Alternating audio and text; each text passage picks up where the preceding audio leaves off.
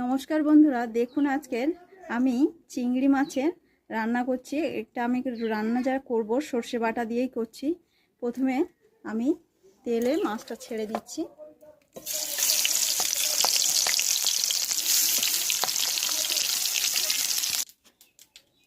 দেখুন মাছ আমার ভাজা হয়ে গিয়েছে। চিংড়ি মাছটা আমি এবার রান্নাটা করছি কিভাবে আপনারা দেখুন। বন্ধুরা, আমি আদা রসুন পেঁয়াজের পেস্টটা আগে তেলের মধ্যে ছেড়ে দিচ্ছি।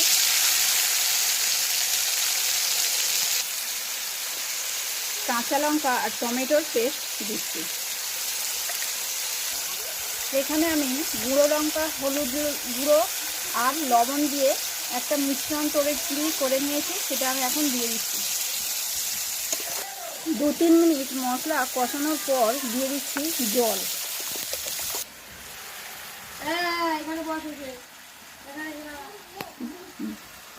এখন মাছটা আমি দিয়ে দিচ্ছি, চিংড়ি মাছটা। এখন দিয়ে দিচ্ছি সর্ষের পেস্ট।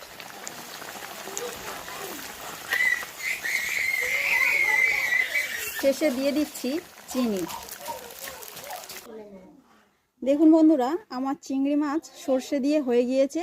তো আপনারা এইভাবে একবার বাড়িতে করে অবশ্যই খাবেন। যদি ভালো লাগে তাহলে আমার ইউটিউব চ্যানেলটাকে একটা সাবস্ক্রাইব করবেন।